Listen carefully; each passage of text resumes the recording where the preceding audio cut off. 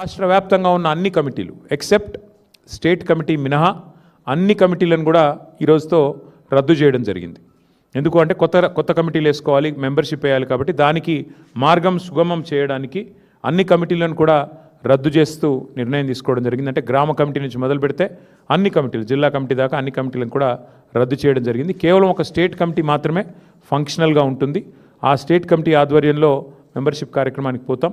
రాష్ట్ర వ్యాప్తంగా మరి ఈ మెంబర్షిప్ కార్యక్రమాన్ని కూడా రెండు మార్గాల్లో చేస్తాం.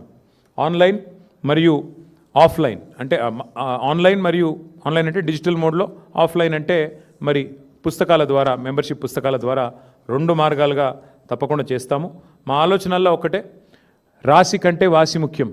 అందుకే ఎంత సభ్యత్వము, ఎన్ని లక్షలు అన్నదానికంటే కూడా మరి ఎంత క్వాలిటేటివ్గా మనం మెంబర్షిప్ చేయాలి, తెలంగాణకి ఒక రక్షణ కవచంలాగా ఎట్లా మన కార్యకర్తలు, మన నాయకత్వం నిలబడాలి అనే ఆలోచనతో మరి వారిని కేవలం మెంబర్షిప్ చేయడమే కాకుండా, మెంబర్షిప్ జరిగిన అనంతరం కమిటీల నిర్మాణం మాత్రమే కాకుండా ఆయా కమిటీలకు మరి మొత్తం ప్రతి నియోజకవర్గంలోని మరి ముఖ్యమైన కార్యకర్తలందరికీ కూడా శిక్షణా తరగతులు కూడా, నాయకత్వానికి అట్లాగే మరి కార్యకర్తలకు కూడా శిక్షణా తరగతులు పెట్టాలనే నిర్ణయం కూడా తీసుకోవడం జరిగింది. షెడ్యూల్ మొత్తం కూడా మీకు తొందరలోనే వెల్లడిస్తాము.